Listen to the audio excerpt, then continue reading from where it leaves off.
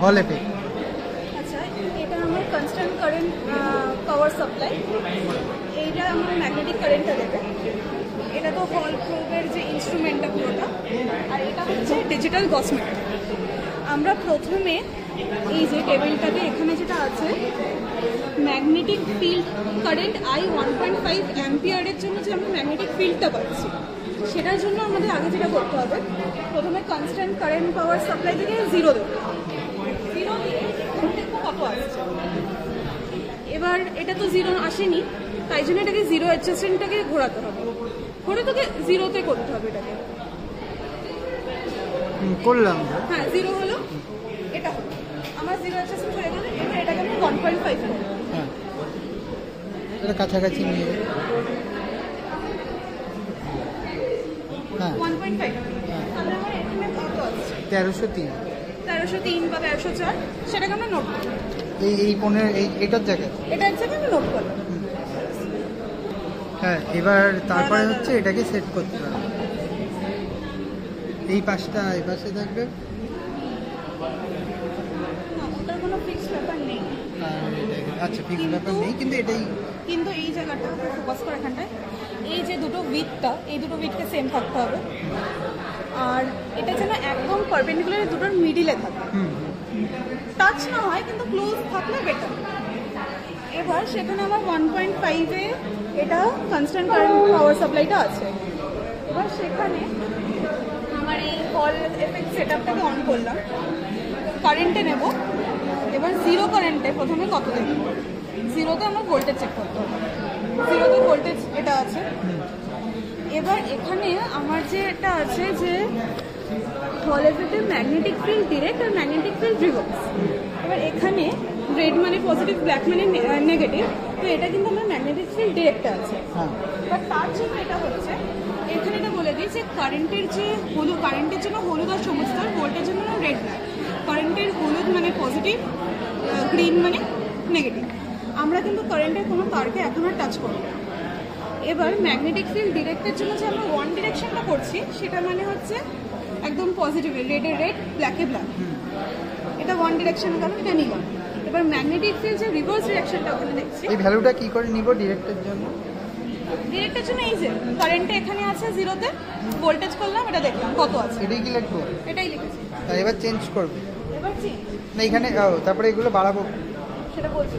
আগে বাড়ানোর না, আগে এরকম ভাবে আমরা যাবো, আচ্ছা। পরে পুরো এরকম একটা রো বরাবর যাবো, নট কলম বরাবর। আচ্ছা, তাহলে ম্যাগনেটিক ফিল্ড ওয়ান ডিরেকশনের জন্য আমরা ওয়ান ডিরেকশন কারেন্টটা নিলাম, সেটাকে রিভার্স করে দেবো যখন, জাস্ট এই পোলারিটিগুলোকে আমরা চেঞ্জ করে দেবো।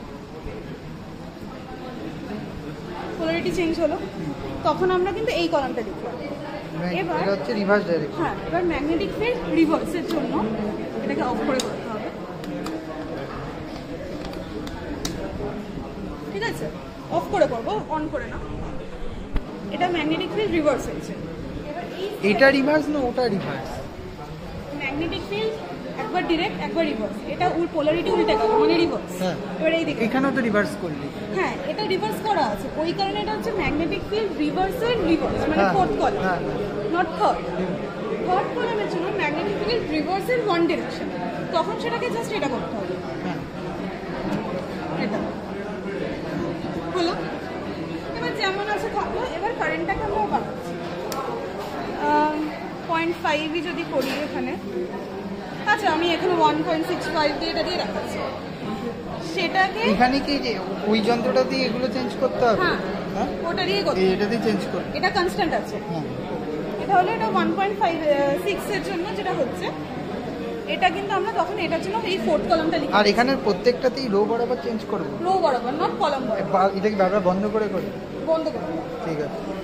এবার সেটা হচ্ছে, এটা কিন্তু আমরা যখন এটা নিচ্ছি, ডিরেকশনগুলো খেয়াল করলে এটা কিন্তু আমরা দেখতে পাচ্ছি যে এটা ম্যাগনেটিক ফিল্ড রিভার্সের ওয়ান ডিরেকশন, মানে থার্ড কলাম। এবার সিমিলারলি সব কটাকে ওরকমভাবে চেঞ্জ করতে করতে আমরা 0, 0.5, 1, 1.5, 2, 2.5 আসবে। 2.5-এর থেকে যেন কারেন্ট না বাড়ে, তাহলে কিন্তু প্রোবে ডিস্টার্ব করছে। ঠিক আছে। পজ। তারপরে টেবিলটা হচ্ছে সেম, জাস্ট কারেন্টটা অন্য হবে, যেখানে হচ্ছে এখানে এই 2.5 অ্যাম্পিয়ারের সেট করবো, আর গস মিটারের তখন হচ্ছে ফার্স্টে যেরকম ভ্যালুটা সেট করেছিলাম তো ওটা হচ্ছে এই যে এখান থেকে দেখে নেবে ওটার জন্য কথা আসছে, তো সেটা এখানে লিখে এই সেম টেবিল এটা আরেকবার করতে হবে। এবার হচ্ছে থার্ড টেবিল।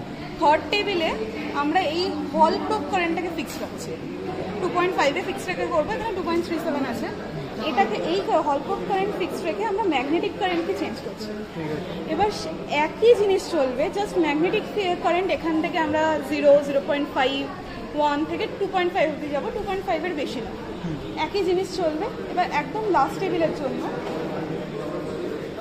আমরা এইটা দিয়ে যেটা করলাম, লাস্ট টেবিলটা পোস্ট কর এই ভোল্টেজগুলো এখান থেকে মাপতে হবে, কারেন্টটা তো ফিক্স আছে।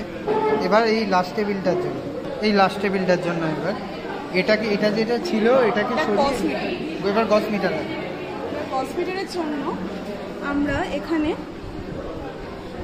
কারেন্ট, ম্যাগনেটিক কারেন্ট থেকে আমরা প্রথমে 0, 1, 1.5, 2.5 অবধি যাবো। কারেন্টটা বাড়িয়ে দাও।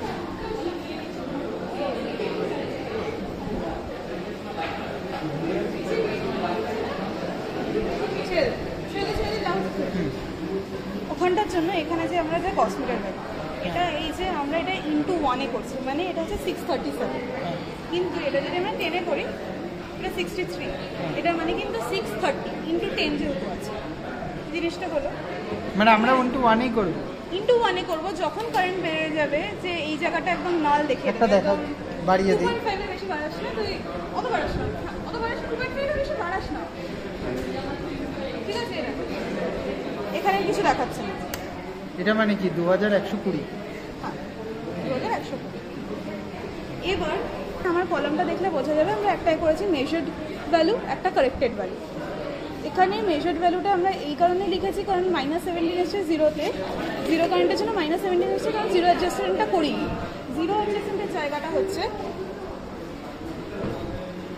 0-তে, এখানে আমাদের মোটামুটি এরকম এসছিল। যদি এরকম কারণ মাইনাসে আসে, 0 অ্যাডজাস্টমেন্ট করতে ভুলে যায়, তখন তাকে যে মেজার্ড ভ্যালুটা আসছে, আমাদের -17 এসেছিল তখন, মেজার্ড ভ্যালুর সাথে কারেক্টেড ভ্যালুতে -17 তো মানে এরার তো কখনো রিডিউস হয় না, সবসময় অ্যাড আপ হতে থাকে, তাই জন্য 458-এর সাথে 17 অ্যাড হতে যাচ্ছে।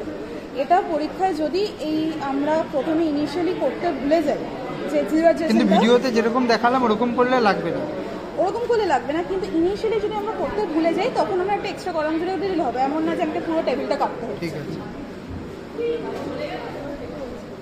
এটুকু।